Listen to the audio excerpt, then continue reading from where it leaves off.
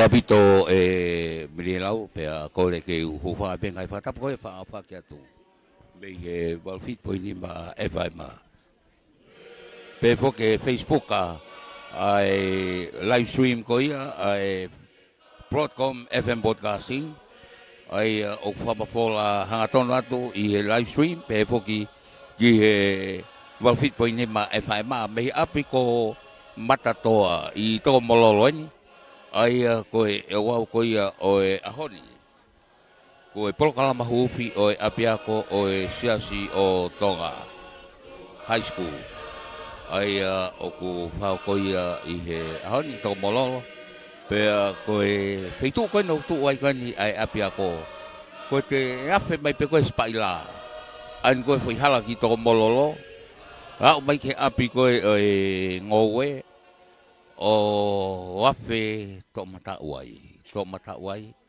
o lele mai kiloto pe ku loto atata lahi mau feunga fu apia ko koni ma mala ye soka e ono fa fuang boto ke lahi ko e api ko ni e taimi pe o ku ositu pe pa mo e fare funga baka ai o tu ia ki tava ki faka tonga ai fare pe loto atata leva toenga ko ia o api ko ni viai api ako aho fafo faini lao a natula ai ulo mai fofonga la mo lan mata ai funga fonua ngai ulo akau ko ni ngai apu tau na utata kai ko ni api ai o viai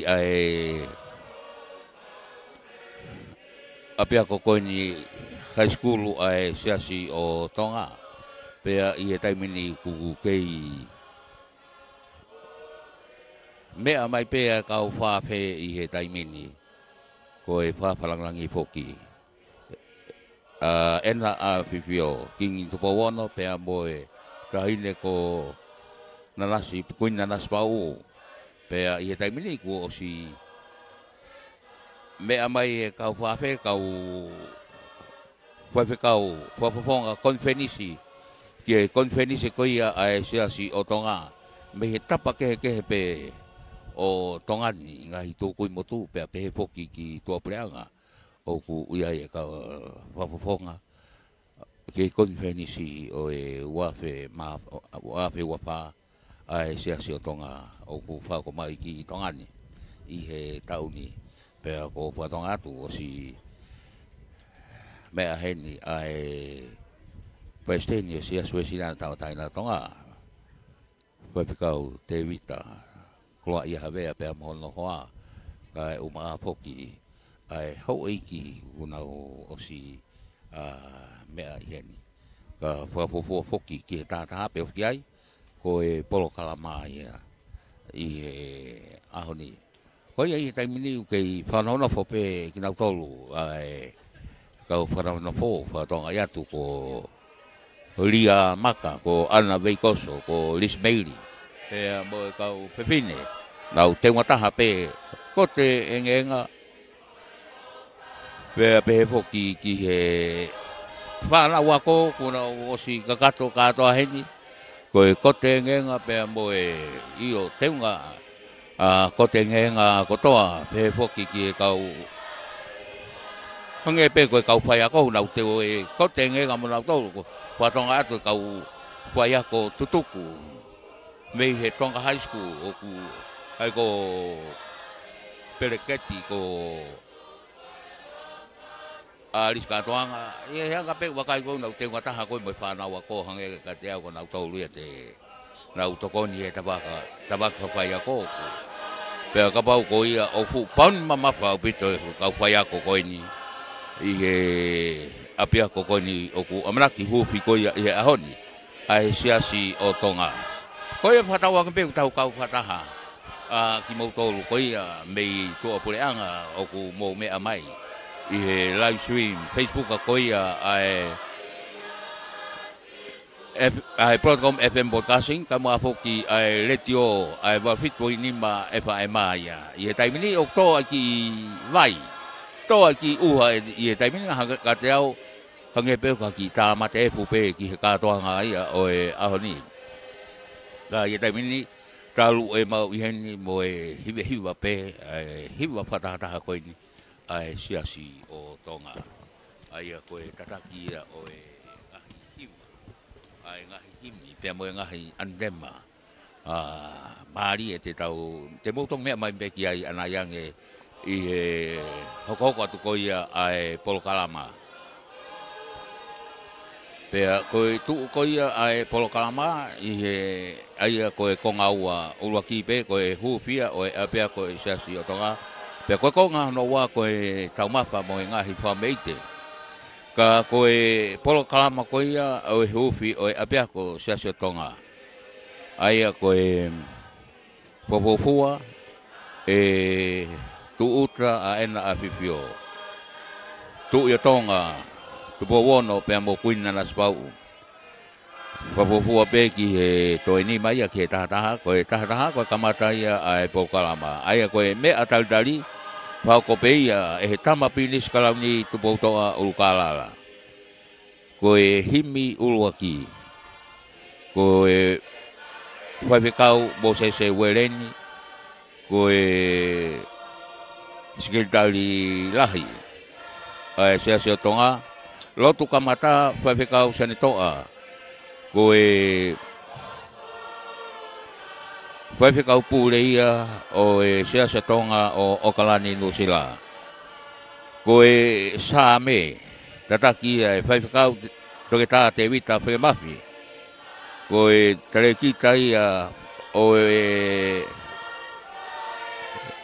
ako ai siasi o Tonga ia ai high school koe namla ke hufi hokato leva ki he hiwa whawale soni ka hiwa pe ia ai siasi o Tonga whahiwa mo whahiwa whaiwhekau naftalai tukia veikoso pe utoi whahiwa pe pea koe whaiwhekau pūre ia o hapai lulunga. Hoko atu ki he lesoni sione vahe walu vesta haua. Luak sione. Io koe sione vahe walu vesta haua. Luak sione vahe luaki vesnima ke fitu. E lawatuia e whaiwhekau sione e seila mulo. Koe whaiwhekau pūre ia o Brisbane i Australia. Ko himi ua. E spela tuia e whaiwhekau naftalai. Kawawhau maire. Whaiwhekau pūre ia o Tongatapu. E hoko atu lewa ke pui tua. No o e apiako. E whahokatu e Palestini be o e siasi o Tonga. Whaiwhekau toke tā tuipilotu, lofitu, kātoanga. E hoko atu ke lotu, tāwaki ia o e apiako fo'ou. E whahoko ia whaiwhekau, lehopua me toa. Tonga o ne vai, ko e presidenti maalolo o e siasi o Tonga. E hoko atu lewa ke Polokalama hofi o e apiako fo'ou. Ko e ne afio, King Tumowono, ko e tui o Tonga. Pea hoko pea mo e tō ai koloa o e aho pea mo e whahua whakoia apiako e hene awhiope King Tumowono. Ko e mea whamalo e whakoatuia e he paremia o Tonga ka ko e minista ko ia pe mo hako ngā oe ono po whakawa meliku. Ko e himi tolu e spela atuia whaiwhekau sione whataua ko e whaiwhekau pūre ia o LA, Amerika. Los Angeles, pea Kelesi, ko e Paisteni pe, pea ko e lava ia, konga uruaki ko ia o e ahoni, ai hofi, o e apiako. Ko e taiminiki tuu ai uahange pe ko ia ne lava ki aika ki tāmate e fupe ia ki he kātoanga. Fia o e ahone. Ko e pare koe ni oku iai koe ni ai toenga koe ia o e kakai ko whaupe ke whono au pito ai pare koe ia i he taimini o iai pe mo e whanau ako pe hoki ki he kau whaiako pe a ku iai hoki mo e pare taha ki he kau whawheia hau eki mo kau whawhe pia koe tawakitaka koe hawhakaulunga tonga pa mo kau whaiwhe kau whawhawhonga konfenisi koia mei mouri pe foki i tongani ai siasi koia o tonga. Taimini ku olo mai ai whawhonga o ela kai mo mea mai pe ki he hiwa pe koia o atu me he kau hiwa maari e koe ni ai siasi o tonga. Ko whatonga i atu koe eipare mia o tonga. Ko Honorable Whakawa Meriku. Ne mea mai pea ku taki atu e kau whanamana fo lia maka pea mo anawei kosa ki hono mea ngā.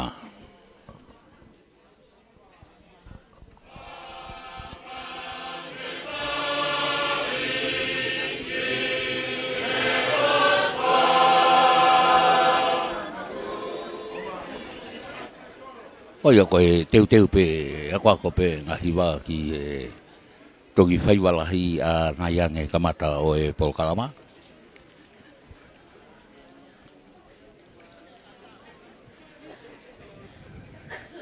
Nge koe tu koe toki huwhi foki ai koni whenisi ia ai siaso tonga wikau. Kane os kamata pe ngahi kātoanga whiawhia. Nge koe hufi o e mono whakoloa pea mo o e wharelotu koia o kolonga. Aia ne whao koia i he weekend pe i e tūsite. Koe kātoanga whiawhia, nei whalau maari e whakawhiawhia, pe toi whamapana. Aia koe hono whaki atuia ki koia kolonga Lord Nuku konga kere ke hiki ki ai whailotu pe mo holo pe mo apnopoanga o whaipekau o kolonga pe otoi pe mo he konga kere ke toki whaiteri pe kainga o siasi i he peitu pe koia ke hanau api ai ke ofi mai pe nau maulotu mai ke whalelotu pea koe whalelotu whafofa tatau pe whalelotu mo holo pea mo whale no whanga koia o e whaipekau ka tonga whiawhia nai whalangangi ai pe Lord Nuku ka umafo kia Lady Travaha Nuku pea mo whasi whono wale ka umafoka mo tau wale whale koia o Nuku eiki koia o kolonga pea mo e tari lahi au pito pea mo e mawhana mo e whawhiwhie ngai whameite pea mo e sini lahi le whaki i he kātoanga koia pea hoko mai pe ai hoa ilo ki pikula ia i ofet be ki kirikari i loto kolo ia pea ku hoko pe mai pe mo ahoni ai hufi koni apiako pea hoko pe atoi pe ki no hufi oi konfenisi quando fa ufficiale hufi konfenisi ki he monite o wike kaha o ia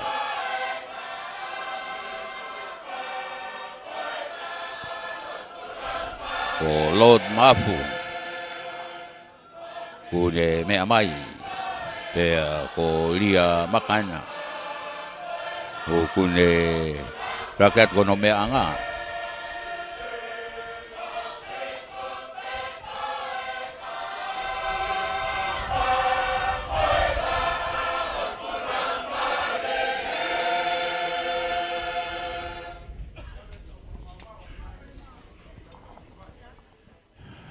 kai peke pu ai o se ngahi wa ki kono ki fo kai mai pe mo tolu ka na toki ai ka kato i he kamata koia o e katoanga o e pongpongini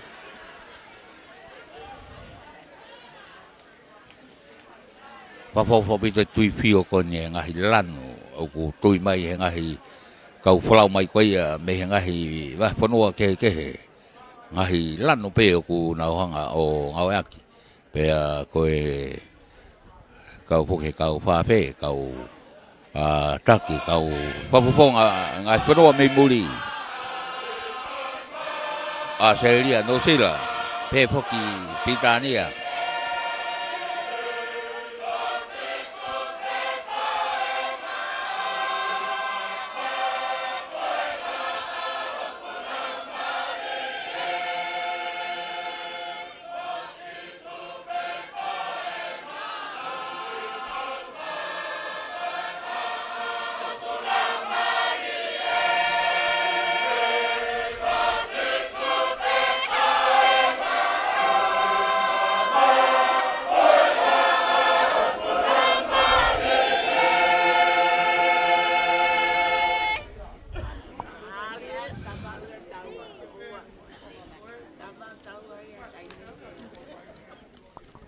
ke pe poke polo kalamai hoa o taumafa hoa ta ai koe fofofo ai ki he ua koe ua ia koe taumafa hoa ta ia pe mo ngahi whameite ai koe tu koe polo kalama koe ia koe kontak pe himi whawhikau soeli si ua koe whawhikau pule ia o Kalani i Amerika Lotu tapaki o tau mapa, koe vikau te vita pola. Koe whawhikau pūreia o siasia tonga, pe mehe komiti whare ia. Koe rea taldari, whaukoia, siasi pakola tupoulahi. Koe me mi pai o talasiti, siasi o tonga.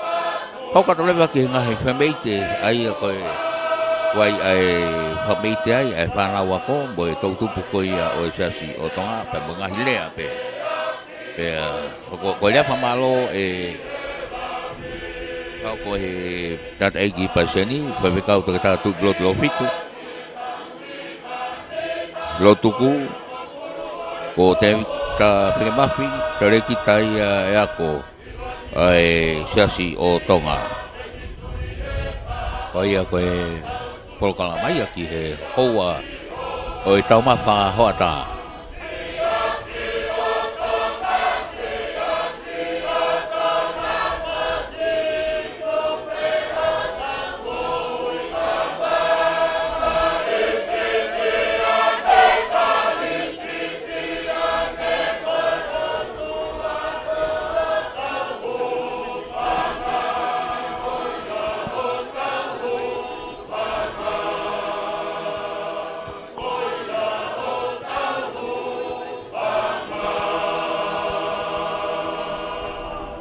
Ko he kata lahi poki konferensi tahun ini fatahanya pemoe kematai ko ya apiako siasat tonga high school wen siasat o tonga ya pe o kutolahi pemoe kau pulau mai ko memori hange ko tau tupu ngahi bah ponua tetau pe i muri ko to ngahi tu ko moto ko ya tonga ni koe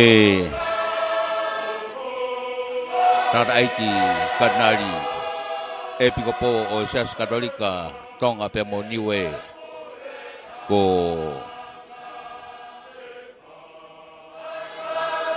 sone patita kanari mafia pe oku tagatuya ki ono meanga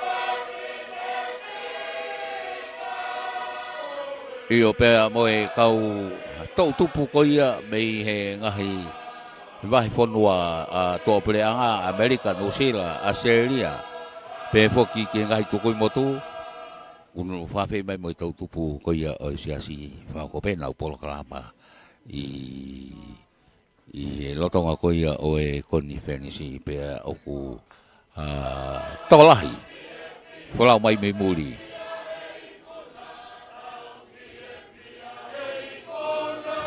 koe ngahi kaimi koe oe komiti na stream be zoom be ai pataha konferensi tagda no fo pe me hono poloa kai pau ka tu pe Paiseni mei tongani pe boe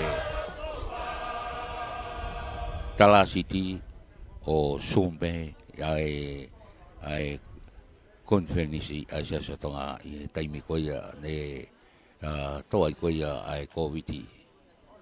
Ka ko whakawhiwhia o pito ai whailoaki e te wakai atu koe kina tō mei tua preanga pe moe kainga koe siasi i tongani.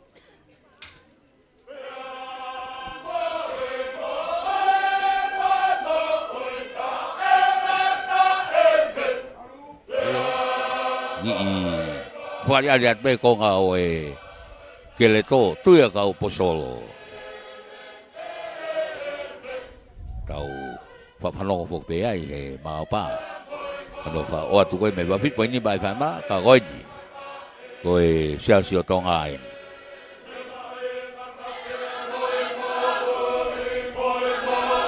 Ano akapelai. Ikai toko ni e mea lea.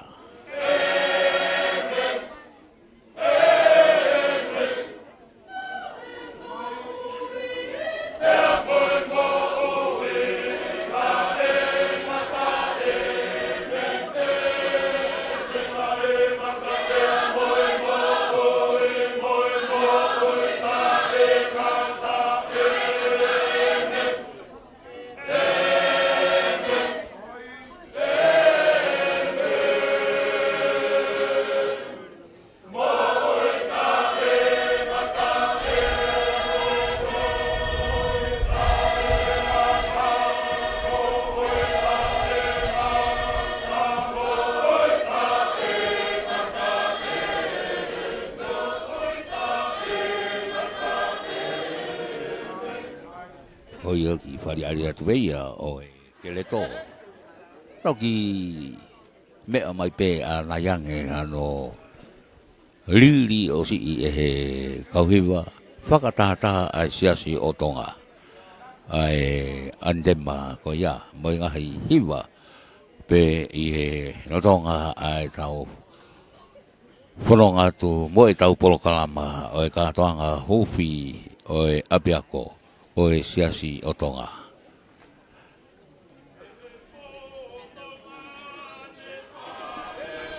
Wali lanu marun bebe mo e hina.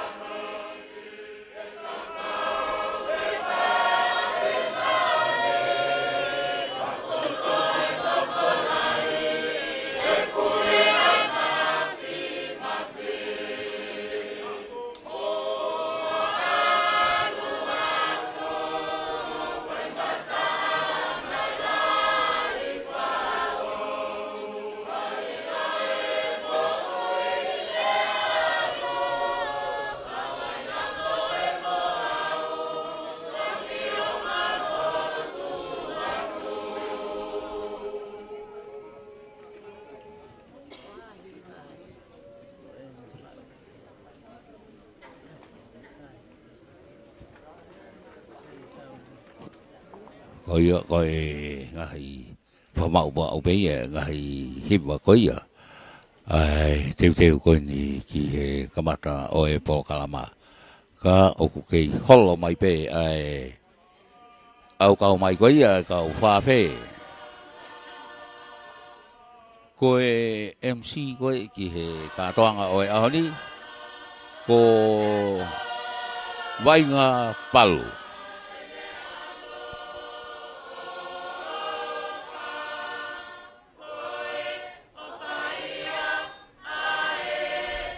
Koe ambasoa siaina ne mea mai i he taimini ka maa foki a Lord Philakepa pa manoa Lope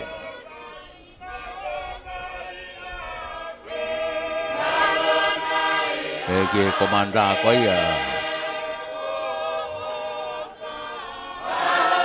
polisi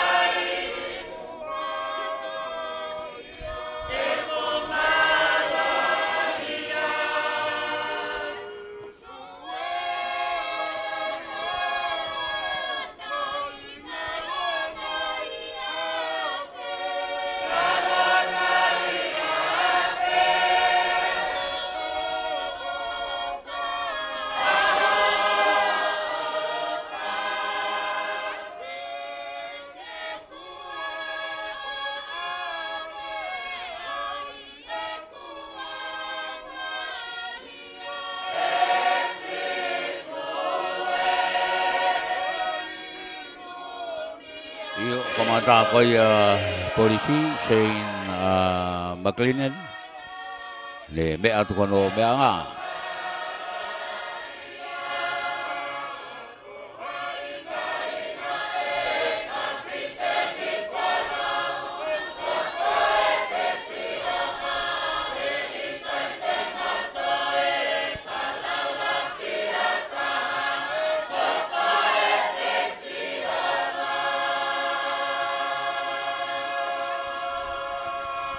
ia kei hola mai pe ai kau wha pe pe ko wakai atu i he taimini ai ha ere i he tawaki whaka toki lau ha ke ai paiki wha pe ao pe poki e meni pe kau polisi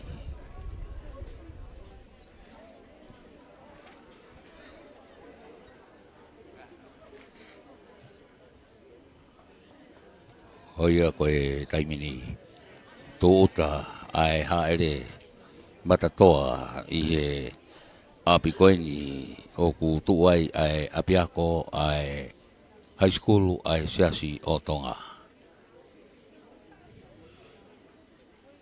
Nelele ni ai haere hau mai ki he fu maki koia o e apioanga. Koe tangata iki paseni whawhikau tu blog lofi tu katoanga ne me atu ke whawhiloki ke na apifio oia me katoa kau whawhi taimini ki olonga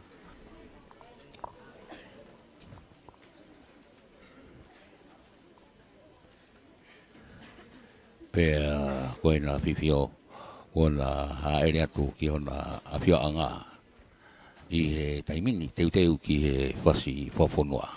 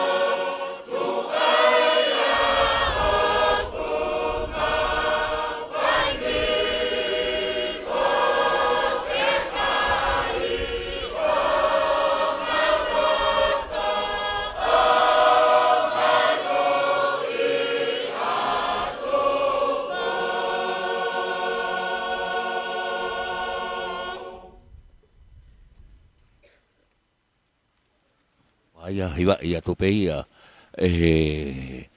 hiwa whatataha pe ko ia ai siasi o Tonga. Maria pito e nau hiwa pe mo e whaihiwa pe ko whaiwhikau tūki a Veikoso. Ko e polokalama e hoko tulewa ki ha mea taritari. Pao ko ia e tama pinisi kalauni tupautoa. Ulgalala.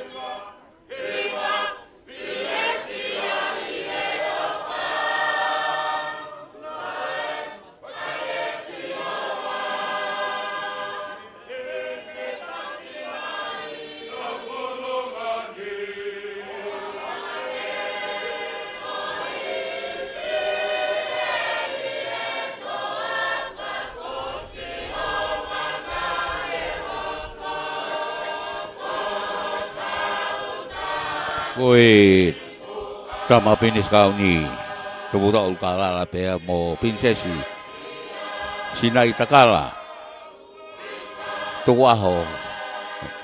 La mea mai teu ki he whao ko ai mea tali. Pea kohona fetongi. Ona teunga taha pea mo teunga koia. Ai katoanga koe kote hina. Koe kote lanu koula. Moe teunga hina. Koe fetongia whao pito.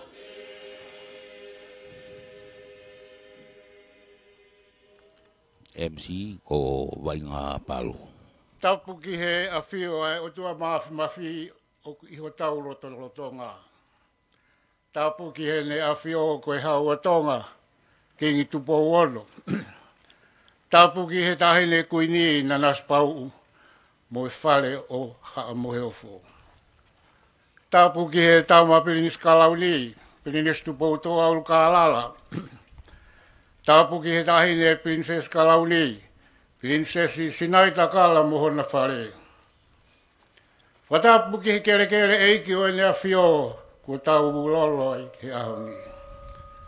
Whatapu ki a lotu iha a teiho. Whatapu ki a lotu maafu, mo e hou eiki o whanua. Whatapu ki he tangata eiki paremia, ona Paul hua kawa me iliku. Ko e eiki minista o e ako pea moe ako ngā ue. Whatapu ki he tangata eiki tokon paremia sa miu kuita waipulu. Ka umaa hau eiki minista o e kabineti. Whatapu ki he sea o e whale alea mo hou eiki whafofonga o e whale alea o tonga. Whatapu atu ki he eiki kowana haapai. God is good all the time. I would like to acknowledge the presence here with us this morning of their excellencies, the High Commissioner of the United Kingdom, Her Excellency Miss Lucy Joyce, the High Commissioner of New Zealand, His Excellency Mr. Matthew Howell, the High Commissioner of Australia, His Excellency Mr. Brett Petley, the Ambassador of the People's Republic of China, His Excellency Mr. Liu Weimin, the Ambassador of Japan, His Excellency Mr. Inakaki Hisao, the Charge of the Affairs of the Embassy of the United States of America, Mr. Bradley Coley. I would like also to acknowledge the presence here with us of the Honorable Christopher Ellison, Chancellor of the University of Notre Dame, Australia, with his delegation. Whatapu ki he whaiwhikau whakatui ko e Palestini o e sias wesilana tau taina tonga. Whaiwhikau toke tā te vita koloa i a hawea. Whatapu ki tangata eik Palestini o e sias tonga tau a taina, whaiwhikau semis whonua. Whatapu ki he eik kātinali soa ne patita paini mafi, moha ataki loto. Whatapu ki he tangata eik Palestini sias o tonga, whaiwhikau toke tā tuipulotu lo fitu kātoanga moha ataula ik. Whatapu atu ki kau taki ngā ue he pureanga mo e whonua. Mo ki mou tolo ko toa veo tau piki uma i hono whataki o tonga. Whatapu ki he kau whakawhi hono kotoa, ka pehe ki whoki ki mātu a tau whanau. Pule mo e kau ngā ue mo e whanau a ko whoki. Mo ki mou tolo hono kotoa ko tau tālolo i matatoa. He pongi whakakolani. Tangata i au ke kita o whai ki tua mamao. Kai hawa tu mua i talamalu kakato e whanua mo e lotu. Kai ataa ke whakakoato e o wau o e aho whakakolani. Mo tua poaka mo lawaki ko o kore whakamole atu. Kai whakataa ke mua ho mo pangai ka kamata ai o wau huufi. Mo whakahuafa o e fuafua piako, o e siasi o toka. Ko hili pe whakahoa i ka mata lewa i tau kātoa ngā, ake a mea talitali, e mea atua e hou eiki o e siasi o tonga. Tama mapili niskalauni, tu poutoa ul ka alala, Ya hili ape te ulau hoko atu, o whakatatau ki he tau Polokalama ko whakahoko atu. It is indeed my great pleasure and honor to respectfully invite His Royal Highness, Crown Prince Tupoto Aulkalala, to deliver the welcome remarks. Your Royal Highness.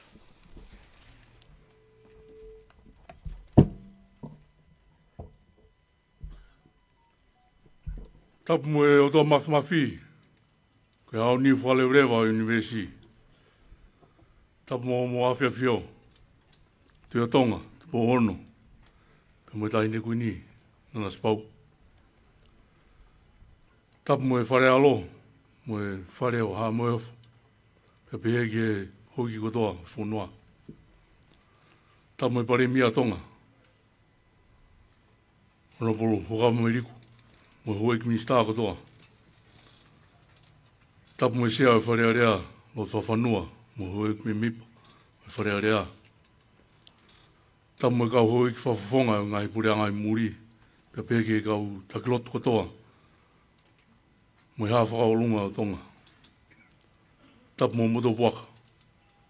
Katoa ki kirikari, mo e kau matapuri kotoa.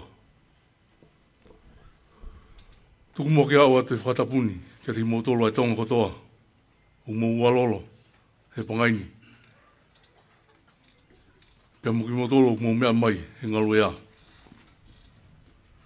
O ko whawhawanga i atu, i heni, ai siaso tonga. Hono taitali rei, ho mua whiwhiona. O mau tula haka e whiwhia, ho mo haerea e hufi, o ulake a piako, ai siaso tonga. Ko visone ia e siaso tonga tanu me tahiwa ua hiwa. Pea neongo, o hiwa ngo fulu manima, ta, hono whakarika, kau tau whawhetai o whakatoka, e o tō mafi hea oni. E tamatu e tonga, o mau kūnima mo whawhetai.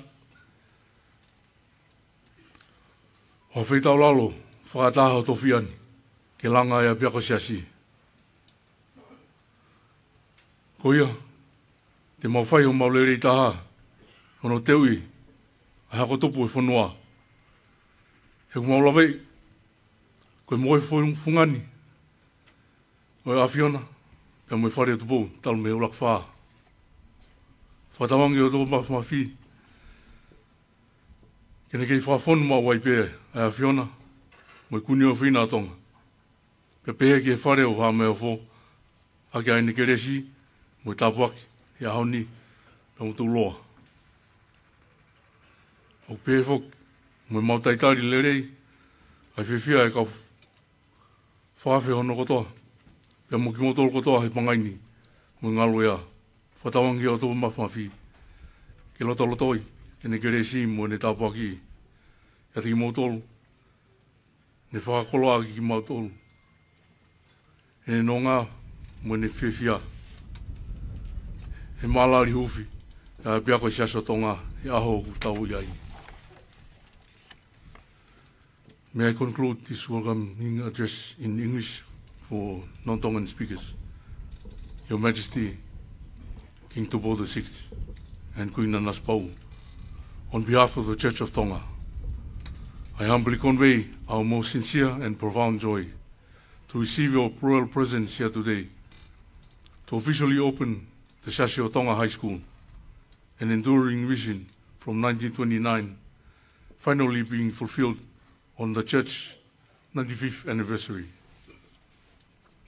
Your Majesty, we are deeply honored and humbled with the gratitude in your divine-led kindness in the grant of your royal estate for the establishment of the school.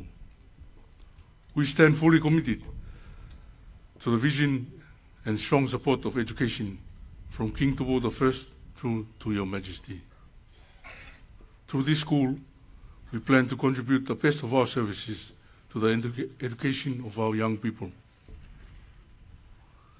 May the tender mercies, kindness, and blessings of the Lord God Almighty abound towards your Majesties. We also warmly welcome all guests who are here with us on this divinely scheduled and auspicious occasion. May you be surrounded with God's blessings and favor. Te ungata he, whapapatu.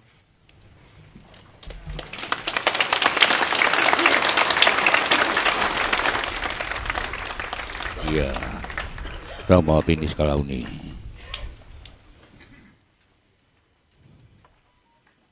Tuvo toa ulkala. Koe himi, koe bikau Moses Weleng. Koe pongpongeni, koe himi wangiau o fulmatolu. Mitango fua. Ua tolu mitango fua.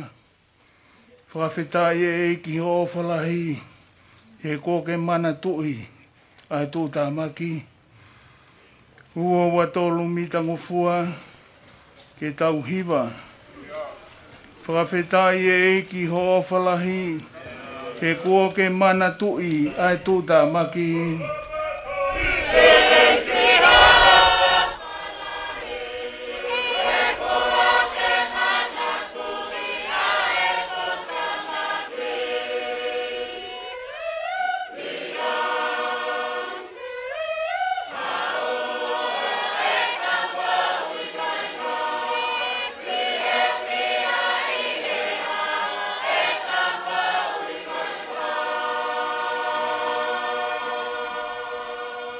Whai ai whakawhetai he ofa ai ki, he ene toloi mai e tau mawini.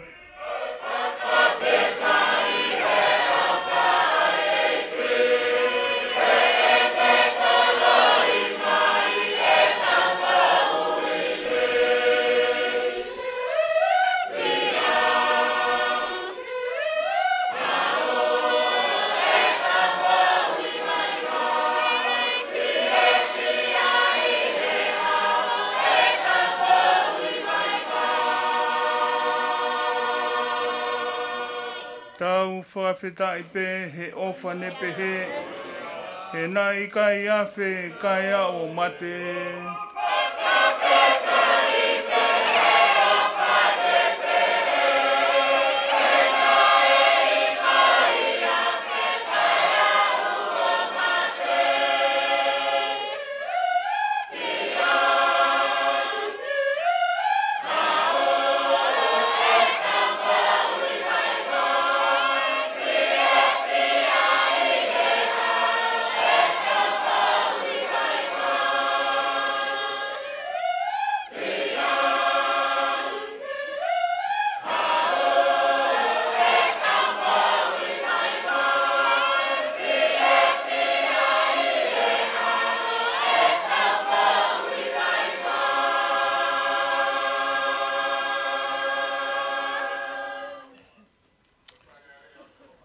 Gatulou!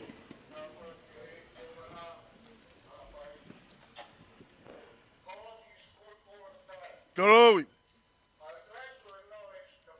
Whakawhetai! He ne langi fia!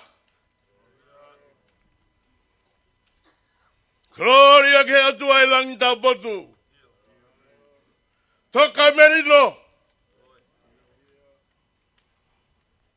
Malo e a whei tau laro. A ngahi matapātu pua. Hiki hake hama ngahi uruna. Haerea. E lai ni tapu. Nā ke tōtone taru mai kilukiloa. Ai ngai no fo afaka e ki mona wai kianga. O whaka tauka te ahonoanga. La manu. Toka tāpu aki mai manu. Whare o tu pau. Whakawhetai mo whakamaloat. La koe fiolelei pe ena awhi fio. Tu i tu pau ano. Kaya maa tahine, kuini, nanas. Kei whakalau maari e.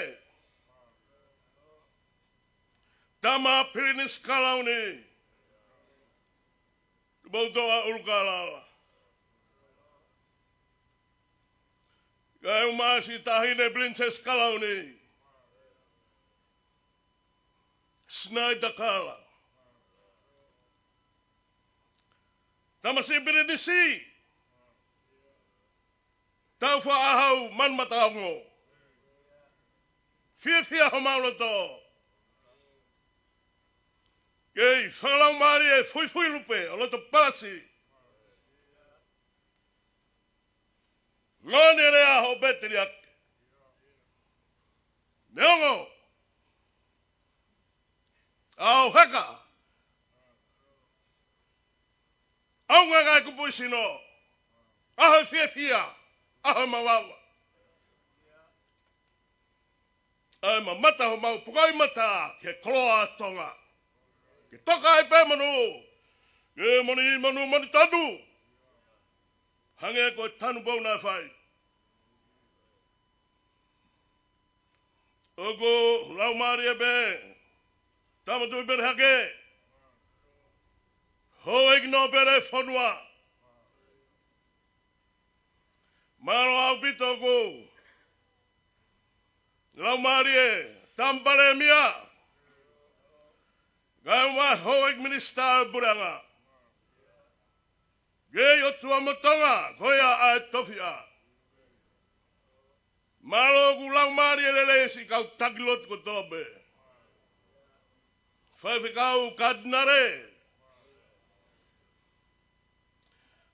Toketa. Tevita hafea. Kroa. Malo e fakiwi kau hiko kakai. Whakamaanu ki mātou he kuangang maui ai. Pe haloto ku tae fia. Lau maari e pe, eik balestene, tui blot, lofit, kātoanga. Mau whawhetai. Ai ko whai ako mau whakawhelongo aki. He kamataanga ki he ngataanga. Malo e whakamao pop. Si kau whawhonga tau pe me otu murina. Ko lawe ai o tutonga, i he merenga, o e iwi a toko taha ma ke hea tuna. Malo ko, malo ho ek talasti, kau pule, kau paloti, kau whakafonga, ai ho ek makai ngā kutope ko matufua, he malmalo e o whae o tua. Mau atu ke whakawhetai mo whakamalo, ko e ha aia, Kuke hanga toto ni ka mau mai he aho mono katoanga. Mahalo e whakakoloa. Kua mau I matatoa. Mahalo e a whei taularo. Tō koloa e sesi. Taro whai mama. Me tahi wawahiwa. Kua mau siuki ai. Ko sisube. Wela, koe mama ho mau rau mari. Whakamore more. Matawhia tonga whinangaro e a Fiona. Hangai fofonga, he lotu ai hua toki laro. E krai sisu ko alo ka ko mau whakamau e men.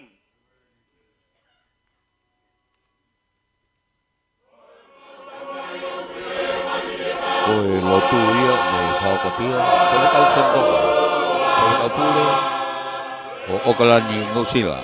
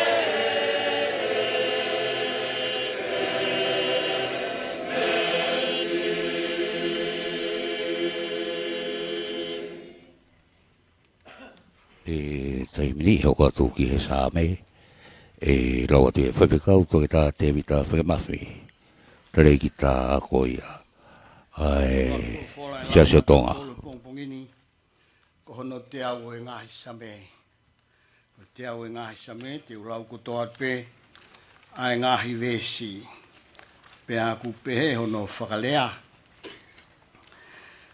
mou mawawa i he fia ki a Sihova ai ngahi whonua ko toa pe. Tauhi a Sihova i he fia hau moe hiwa ki hono ao. Mou ilo, ko Sihova, ko ia pe koe otua.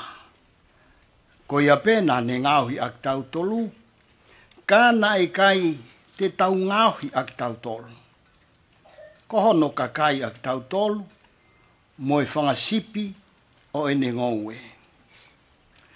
Hu i hono ngahi matapā moe whakawhetai.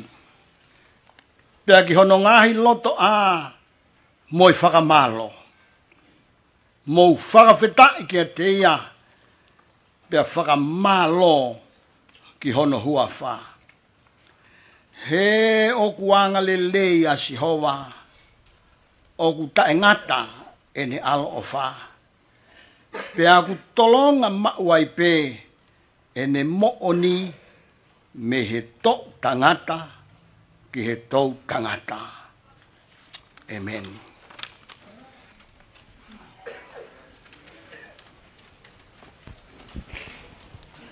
Hiwa whaware soni. Kau hiwa pea e siasi o tonga.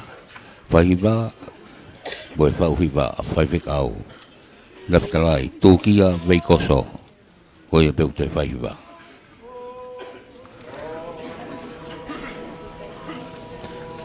Ko whaipekau leftalai, tūkia veikoso koe. Whaipekau pūre hapai lolonga.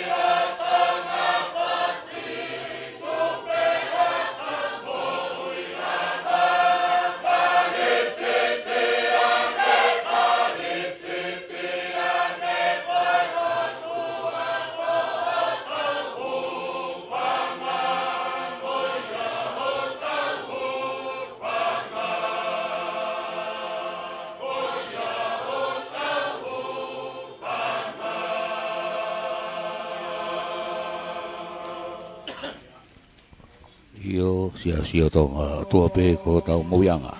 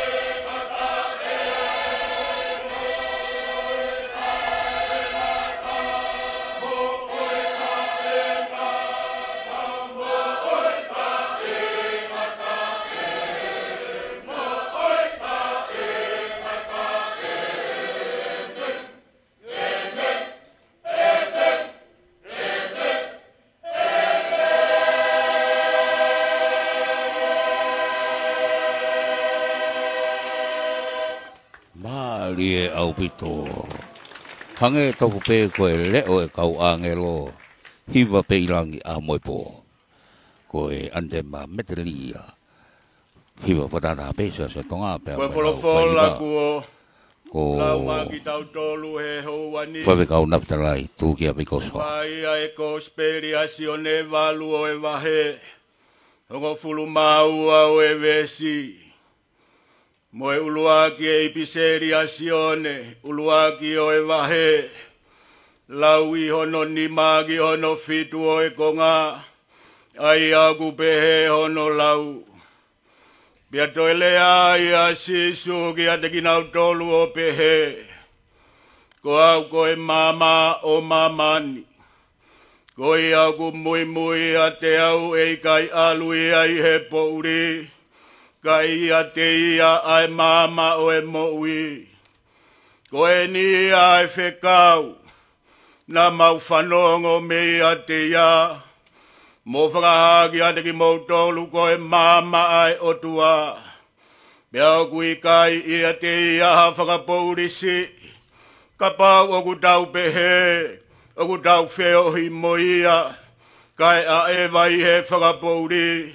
O ku tau loi. Pea i kai whai ki he moni. Pea ka tau ka a e vai he mama.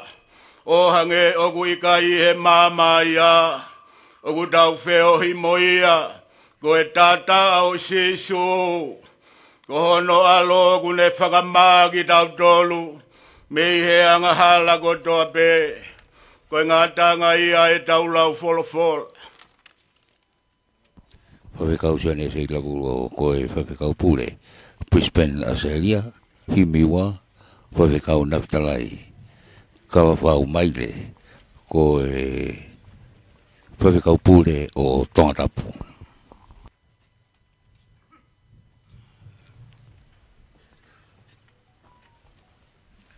Ko e ono nge au, ni manga fulma ni ma, ono ni ma mitaloloa. Ko e talatala noa he ofaneli oa, si sulami o tua, ne feia matawa, ai whai kiki, hange ki e tamaiki. Pōpula he whaihala, tau mua ki mara. Ono nge au, ni manga fulma ni ma, mitaloloa loa.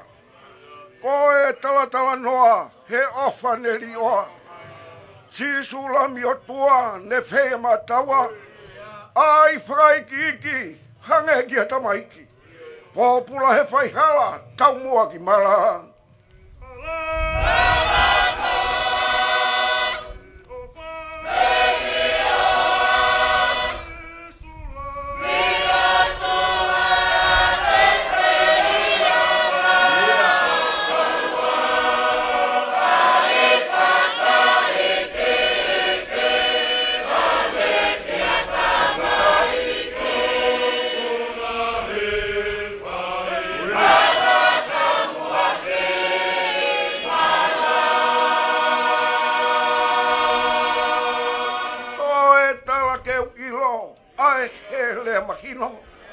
Mesi mau ai pe, ki e kau au he. Tongi he atamai pe au whawhakai. Ki ho ako naki, tuku ko hou taki.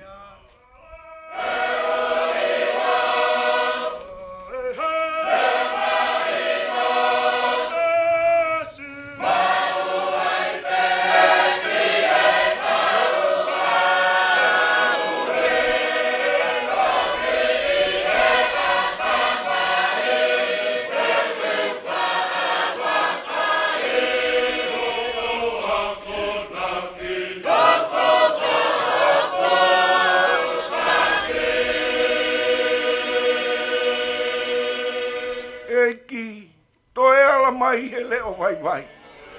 Nā ke haele mai koia hoku hui. Ko au ai whaihia.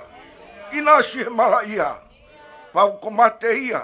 Ko hao peki ia.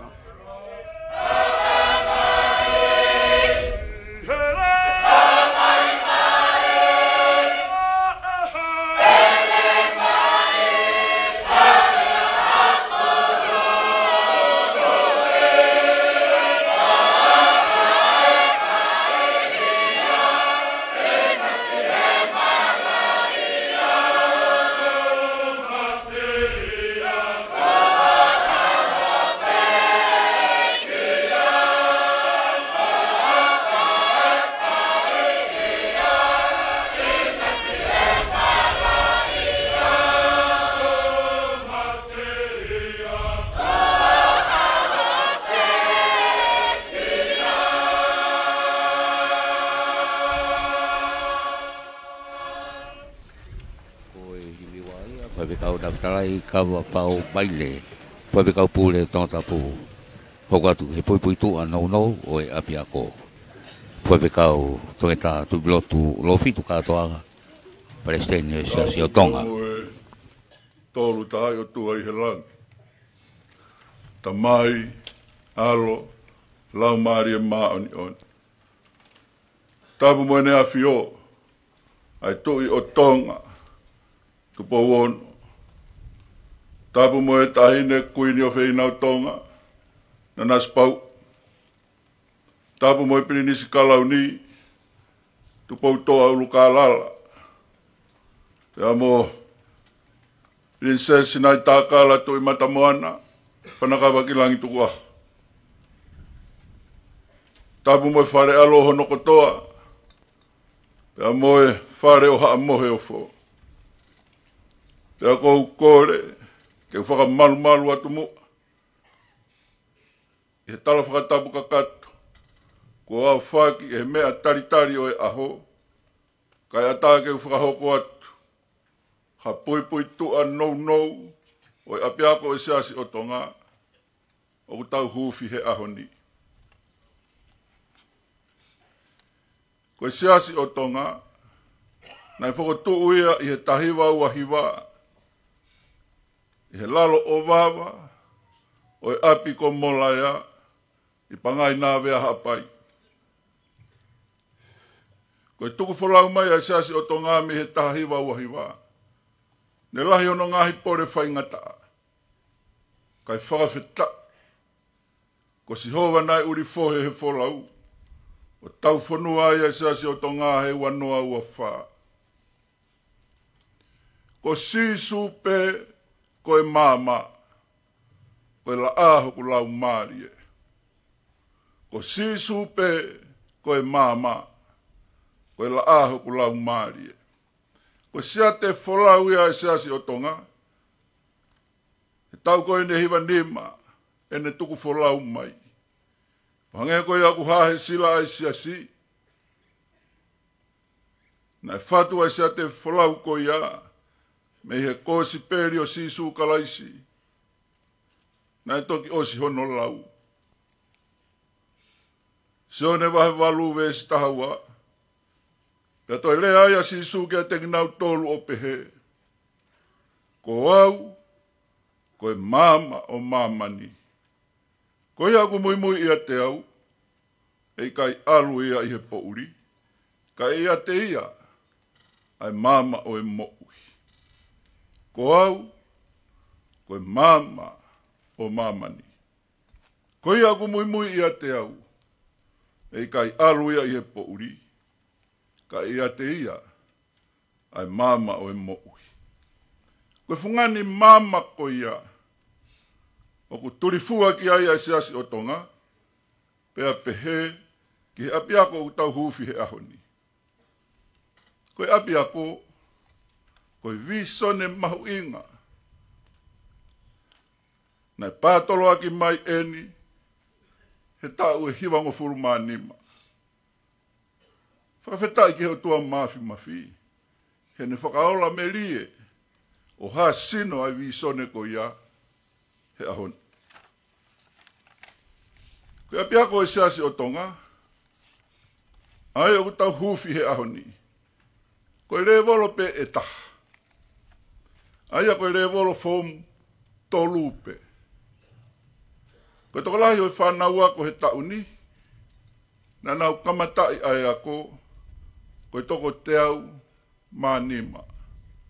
Pea ko i toko lahi o kau whaia ko taimi kakato. Ko i toko ono. Ko i palani ki he api ako o kuanga peheni. E tānaki mai ki he api ako ai revolo maurungange e taha he tau kotoa o kamata he tau kahau. I kai ngatai, kau gai whaku mo e palani, ke whakakau whakakonga he tau kotoa, mo ngahi re soni, he tawhaaki kehe. O e tohi tapu, teknika re, engineer, computer, ngoue, kuki, tui, ngai whakamea a, mo e taki mamata. Ko e palani, ke au ki he senturi ai siasi o tonga, he ta ua noa ua hiwa. ko kakato a ngahi revolo, me he form tolu ki he form fitu. Whakataha mo e lahi taha, e ala lawa he ngahi tawhaaki kehe, nā whakahoko atu. Ko he ngahi langa, a eni o kumau mea ki ahi api ako he ahoni. Nai fua ko toi pe he kāinga lotu e sasi o tonga, ai whakamore. He kei hoko atu pe foki, ai langa o ha ngahi loki ako fo ko hui, ko e tāna ki whakatau mai a ngahi revolo maarungange. Pea mohono toi whakakau o ngahi re soni, he tawhaki kehe, nā ku lawe ki ai anenai. Ko i ai. Ka pau e tuki atu e sasi o tonga, he mata pāho ofisi he kaha una. Ko hakore tokoni ki he langa. Ita si pe mua. Ka taki, o tokanga i kina, ai whakatangi e whai atu. May I finish off this brief background information about the Sasio Tonga High School in English for non-Tongan speakers. To the Almighty God, hallowed be thy name. My deepest respect to His Majesty, the King of Tonga, to Powono, and to our beloved Queen, Nanaspau, and their royal household, and distinguished guests, ladies and gentlemen. The Sasi o Tonga was established in 1929 under an acacia tree in Molaya, Pangainawea Hapai.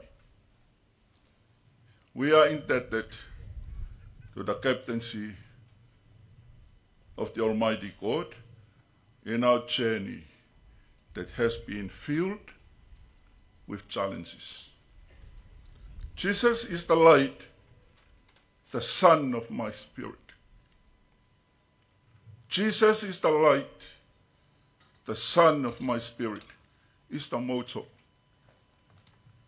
of Sasi o Tonga, and has guided the church for 95 years based on the Gospel of John, chapter 8, verse 12, which says, "And Jesus said to them, I am the light of the world. Whoever follows me will never walk in darkness, but will have the light of life." This is the glorious light that the Sasi o Tonga pursues, so does the school. And in during vision for 95 years, we praise God for enabling us to see this vision come to fruition this very day. The school this year starts with one level, Form 3 only, with a total of 105 students and 6 full-time teachers. The school will add a new higher level every year so that by 2029, when the church reaches its 100th anniversary, the school will have Form 3 to Form 7. Additional programs, biblical studies in technical, vocational studies, engineering, computer, information technology, agriculture, hospitality, and catering will be gradually added to the normal academic programs. The building of this new school was funded by generous members of the Siasi o Tonga. And definitely, additional classrooms and premises will be added to accommodate student increases and new programs that have been referred to. As such, please bear with us if we come knocking at your doorstep. Please support the expansion of the school.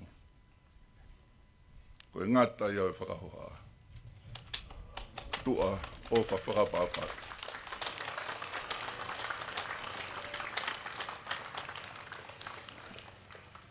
Pui tua no ia peka ki pea moe a pea ko. O atu hoki ai whapafola tunga i a lelei.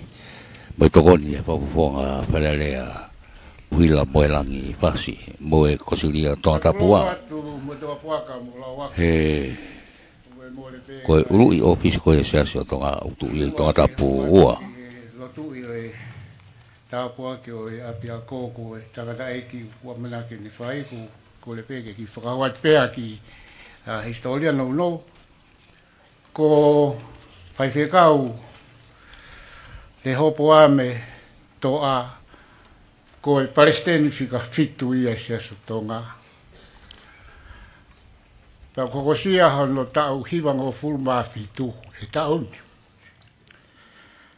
Pea whalawhala mai takata aiki umo mea i pē o kutau te au e siasu tonga e uafe o haiwa. Ka kune whalawhala mai te ufua senturi au he tau he tonu ni heni. Whawhetai, koe pōle ia ki siasu tonga. Pēna mo ki tau tulko toa pē. Whawhetai o whalahi eiki. Tangata eiki Palestine maalolo. Leo poame toa.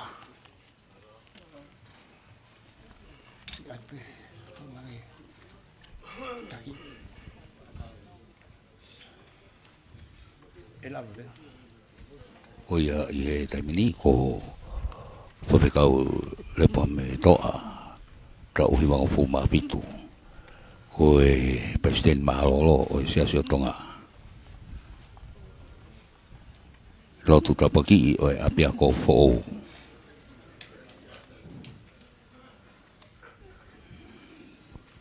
Ki tāne pē tāta aiki.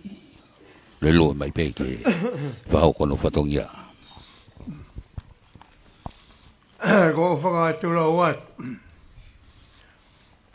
Whakala koe whinelei e ne awhiwhio. Tu i o tonga, tu pawono. Kai umaa tahine kuini. Kai umaa whokia si kau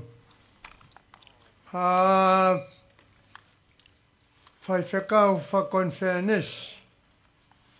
Pea mo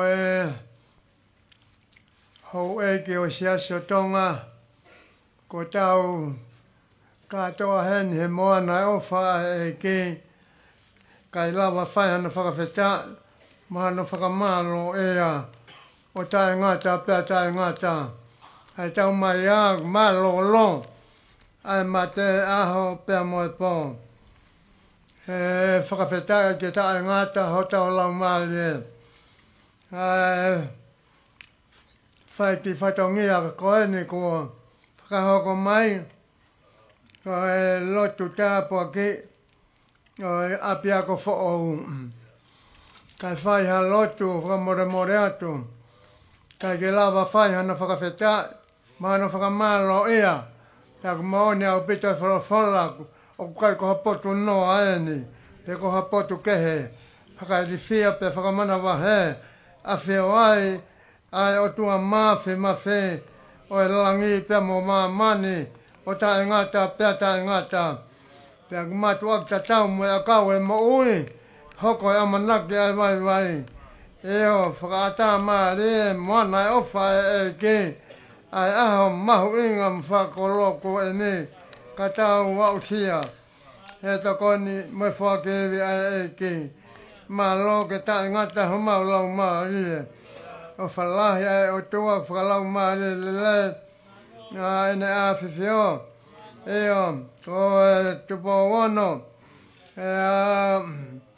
Kai uma atahine penis kalauni. Whakawhetai ki ofahulu ai o tua. Ka more ai a whiona ma se mau ngā vai ko whakahoko. Ko e api ako whao e o siasi vai. Aku mo oni ai ako na ki ai wholofola. Ka mataanga o e poto manawahe apasia i loa o tua. Ka more e talia pe whakakato mai. A se mau ngā vai ko whakahoko. E o he haua ko eni. Mau kore ngā mea ni hono ko toa pe. O ngā pe ia kala i tau kapu ko whakalaloha. Ko ia mau whakamo ui. E me ni pe koe kalesi ho tau e ki. Ko sisu kala si ofa o tua ko tamai. Ye whio hi. Te maho lau maari ma whamatu a ki whamanawa ofa. Ke a whiotu mau e ki. He api ako ko. Me whoake. He uma. E na afi whio. E po wono. Nana spa ue. Ia pe awa na heli e whaipata ngata. E meni. Au. Le poa me toa. Ta uhiong homa fitu tonga le vai. Lotu tapaki o e apea ko po'o. Maratu bali e ki he ne. Whawekau koe ni e ne kei whamala koe se tonga. Se kata pe me he kamata ke ti eni. Kaimi kou malanga. Kai a whi tau lalo mua e nea whio. Koe hau e o tu tonga. Ke ne huwhi mua ai fuafua api ako. E siasi o tonga. Malo. Ia. Whawhaka i siasi ko MC i wainga palo ki he e nea whio. Ke ne huwhi ai api ako po'o. O e siasi o tonga. O ia ko e nea whio king tupo wono. Ne haere atu. Ki he api ako. I he whare ako. Ko ia ke kosi i. Whamanuka e ripine.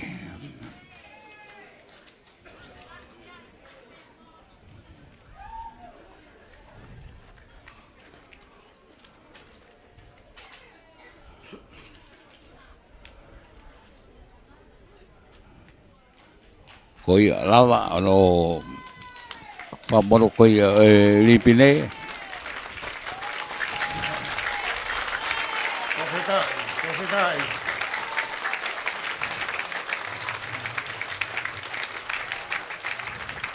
Kokore ki he eipare mea mo ni kabineti. O ia koe. Ka te iho mo ho eki. Ka whawhawho ngā he kure aga muri. Ka mini haere atu. Mo mui whakawhea watu. Io ke ne hofi ai. Api ako. O ia. Ne mai moa. Ki ai. Wawa matapa. I would like to invite the Honorable Prime Minister, Deputy PM, Ministers of the Cabinet, church leaders, the members of the diplomatic corps. O ia pe ku whawhei pe moe toenga kau whawhei. Ke nau mea mo ke nau tolu. The new church of Tonga. Ki he whare whaou. Whawhao whakoini. Hofi ko ia e aho ni. Ka keo kei ata pe whamalo. Whamafola ko ni tonga i he tokoni ai whamafonga palelea. Tau ta uhila moe langi whasi pe moe kosilio tonga tapua. Ko ului ofisi o siasia tonga to uia i tonga tapua. Pe whoke tokoni ai whamafonga palelea tonga tapitu. Paula piven piukala. Moe kosilio tonga tapitu he koe apia ko whoou. O tu ia i e wahenga tonga tapu fitu.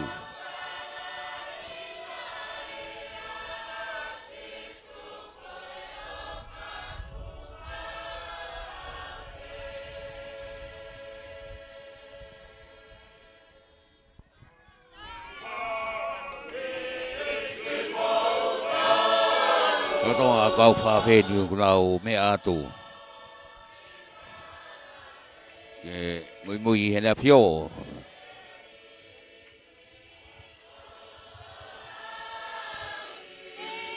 Ihe apia ko fo ko ni ko hofi ko ia ihe ahoni lo tonga ia hiba te pe ai sia singa hiba mari e mona ai le o mari e ko ia mo me mai pe ki ai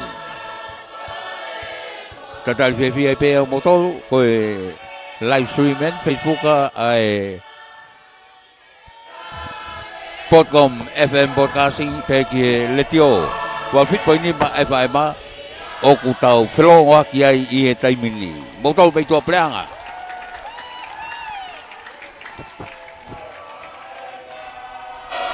Ko ngahi loki en. Ko ngahi loki en. O ku kofi e hene awhio. King Te Pauono.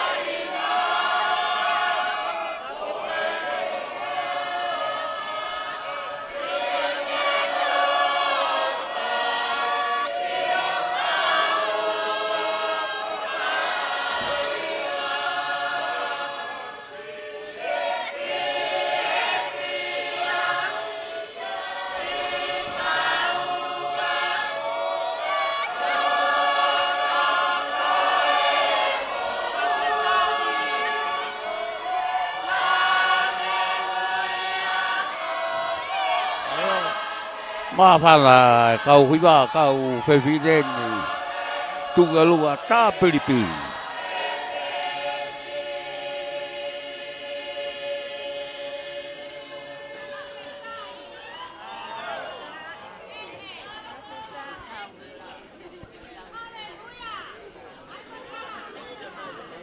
Oyo ke i loto pe i ngai loki ai ele fio o kau fa pe.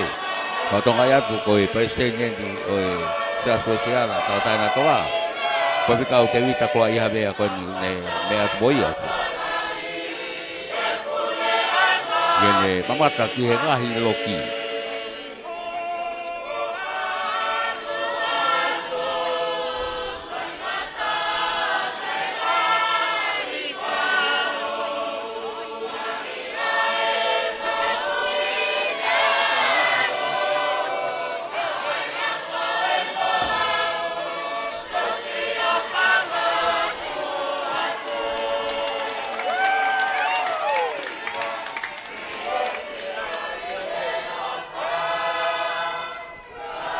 Ha ele ke ene pio kau fa fe ki ga loki kena i olonga o ko funga baka foki ai apiako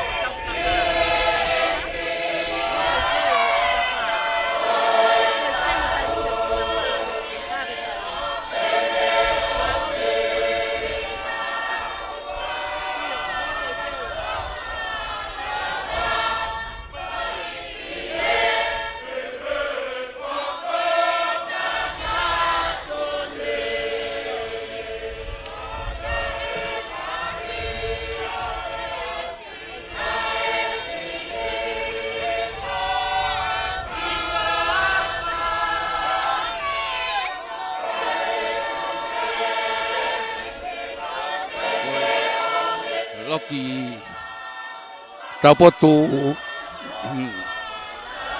Fahake oku rotonga apio ai tamatui I taimini member kau fafe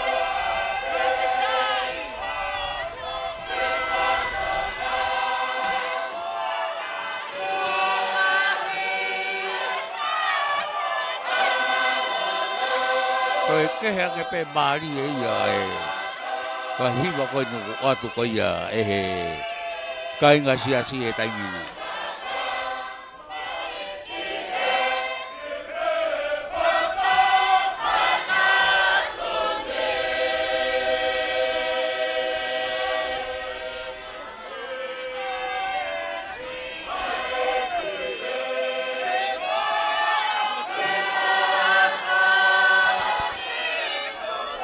tại vì cô hai đi phố ai nhà phiếu mày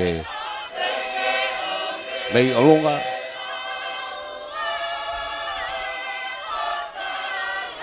rồi làm lấy ăn hô phi rồi ngã hành Loki rồi à bây giờ xe xì ô tô à cái này hai lấy máy đi qua cái máy thì nó à phiếu á cái họ có thể polo cao mà ai coi tôi colo rồi à hô mono whakahuafa oe apia ko.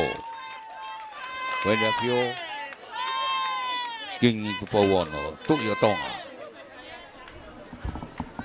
Moe rama penis kau ni, e kau me atu kiene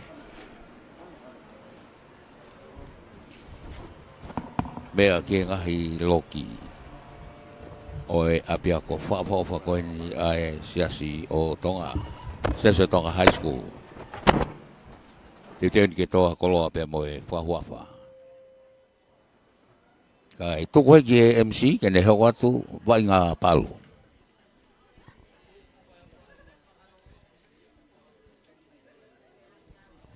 Ka tonga ia ku kei koe kau whawheni teke nau mau kia nau mea ngā I he taimini.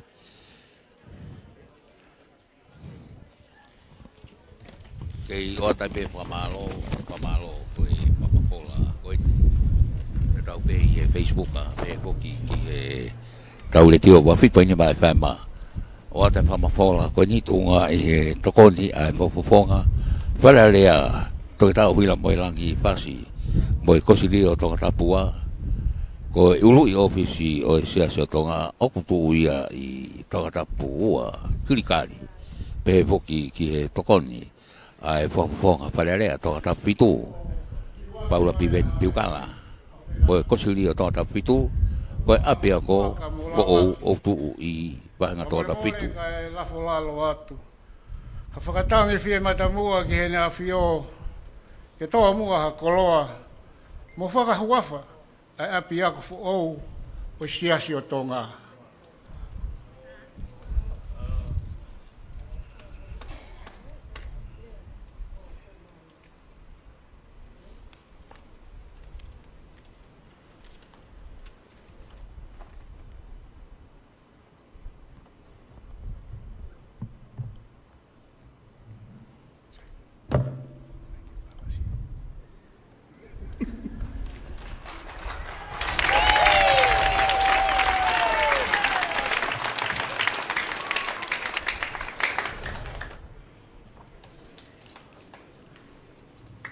Si supe koe mama koe la a ko la mari koe tala whakatapu ko awhaki kata ke whai halea I mahuinga aho mo kātoanga o tau whakataha mai ai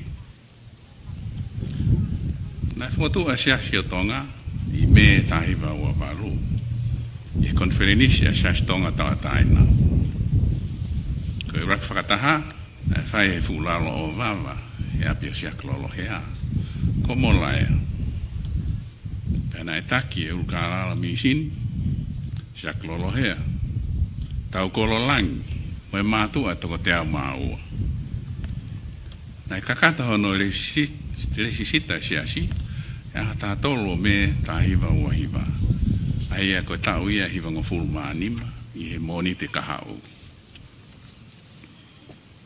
Ai tuku loto I ulkala la vison ne ai tui. Ne afio tu po uluaki. Ai tau ataina mai tonga. Pea ne whakamama whai. Ai tauhi mo whakaongo a hou eiki ki he taki o eangi atu pou. Koe kere kere na tali ai e tu pou uluaki hono paptaiso e misa tō masi. Koe kere kere tatau pe ia e tupu mi ai ai si astonga tau taina pia mo si astonga he ahoni. Koe wholofola tu pou uluaki I hono paptaiso na e pehe.